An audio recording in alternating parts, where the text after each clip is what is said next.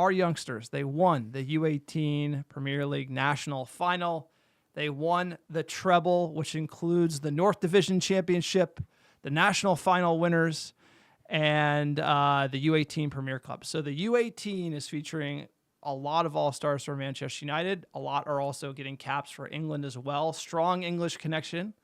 And so we're going to be breaking down some of these U18 players that we want to see in preseason and watch them breaking into the first team. And every player that, at least the big three that I had targeted, they're all English as well. So like you said, a lot of the youngsters, and actually this is a little bit of a production product of the fact it's made it more difficult to sign youngsters given Brexit. So they prioritize English talent ever since that changed. If you remember, before that change, they bought in Kobe Mainoo. Actually, not Kobe Mainoo. They brought Garnacho in. They brought in Hannibal. They brought in that other Alvaro Fernandez. So there was like a push to get non-English talent in while they could. And now they prioritize English talent because it's just easier to pull off given the current status of things. So, sir, you want to get into it, let's get into it. The player that we've heard a lot about this player, especially around left back, because we had so many injury concerns last year. Harry Amos, he's a 17-year-old English left back, grew up in the Watford Academy, joined United Academy in 2023, and he's a player, sir. He's still young.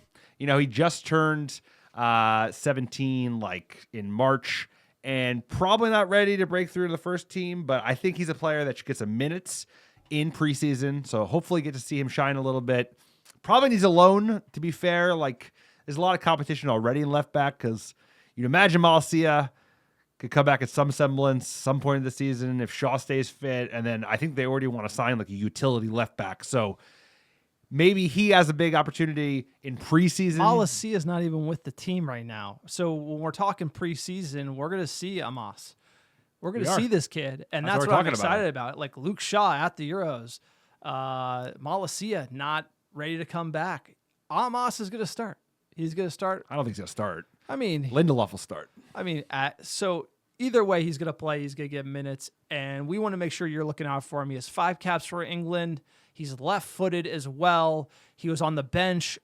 I know Ten Hag was thinking, should he bring him on? Should he use him last year? He decided not to. I have watched the tape on him. Not too amazed by Amos particularly, but that left-back position is one to watch given we don't have a lot of depth. And if you slot in and do a job, that'd be great. We have seen players like B-Dubs come in, play well at the EPL level and kind of fizzle out. So a lot of the times with youth, it's either loan them to oblivion, sometimes they get a debut and it doesn't catch.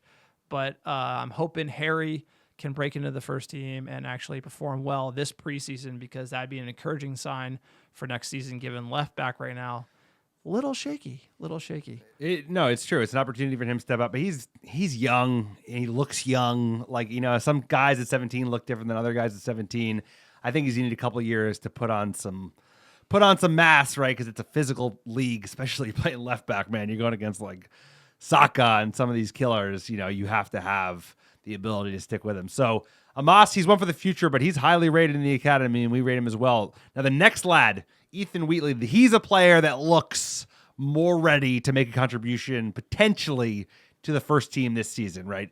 18-year-old, another English lad. He featured for United early this season in April against Sheffield United when we won. One of the rare wins we had this year. He came on late, and he became the 250th Academy graduate to make his debut for Manchester United. So given everything we need in striker, right, Højlund can't do it alone. And even the player we're looking to sign, Xerxes, is like really he's not an out-and-out number 9. He's more of a false number 9 who likes to play like, off the back channel. So he'd be a good opportunity, especially with Van Nistelrooy coming in, just like having him in the first team, having one of the great strikers of all time, certainly one of the great Manchester United strikers of all time, to be the new assistant coach can't hurt. So another player that hopefully should get minutes because given, like you said, not a lot of options left back, not a lot of options up front, given Højlund was in the Euros and Martial's gone. He's it, bro, right now until we get anyone else. Like, it's Højlund and Højlund. No, Wheatley, I did watch the tape on him. I like his profile a lot as a striker. He has a great finish on him. He was a Jimmy Murphy Young Player of the Year Also, the 250th Academy graduate to make his debut for Manchester United. Ten Hag rates him. Given the fact Højlund's going to be enjoying some sun, we are going to see him feature for preseason, so be on the lookout for Wheatley. I do think he could be that third option. I know we could be linked for two strikers, but I like to see Wheatley get some of those, last 10 minutes of a game, sub, come in, see if he can do it at the EPL level. I think he's ready. Next player up, sir, a winger for Manchester United, Shea Lacey. Tell me about Shea. So this is the most of everyone in our academy. You could argue Amir is another lad who we didn't make our list today, but like Shea Lacey is arguably the most highly rated talent that exists in the Manchester United academy at the moment. Now, of the three, I think Ethan is the most likely to feature this season and make an impact for a variety of reasons that we talked about, right? He contributed in every big game that the U18s won this season. He looks more of like a full-grown adult. But Shea Lacey is a name for the future, right? So he's 17 years old. He grew up in Liverpool. Family is full of Scousers. His brother went to the Liverpool Academy, and his dad wanted him to sign for United, and lucky us, he signed for United. So once again, part of the U18 crew that did very well. He kind of has he's good on both feet. He kind of floats. He has really good balance. He's young. He's little, but a couple of years from now, I think you're going to be hearing the name Shea Lacey. He has the rep for a reason. And I don't want to make this analogy, but the guy we're looking to sell to Marseille, he had an insane reputation in the United Academy for the good reasons. He has a similar kind of thing where people have been talking about Shea Lacey since he was 11 or 12 years old. Not dissimilar to Kobe Mainoo. People were talking about Kobe Mainoo when he was 12 or 11 years old. So, we've called it before. They have called it before. So another player to watch. I mean, the good thing is given all the shit signings we made, before the new crew came in, thank goodness for the academy because Garnacho and Kobe Mainoo alone are $200 million of talent. More. Kobe Mainoo is ridiculous, knocking on the door about $150 right now. Two that I want to highlight, Daniel Gore. He has the highest market value of any player in the U18s, plays central midfield. Watched the tape on him. He's sharp. Really like him in the middle of the park. Great vision, linking things together. Again, a part of that team that did very well. Caps for England as well. So again, I'm going to say for me, Daniel Gore, this is one I want to see in the midfield. When you look at the contract expiration that we have coming up, you have Eriksen on his way out, Casemiro on his way out, McTominay needs another deal. A youngster like Daniel Gore gets me really excited this preseason to see him feature. I want to see him break through. And then Will Fish as well. Another player like we just saw in the preseason photos. Plays center back for Manchester United. He's actually been in the Scottish Premiership. He's had 49 appearances, 3 goals, 1 assist, right-footed center back. Be nice to see a left-footed center back. We're dying for one of those.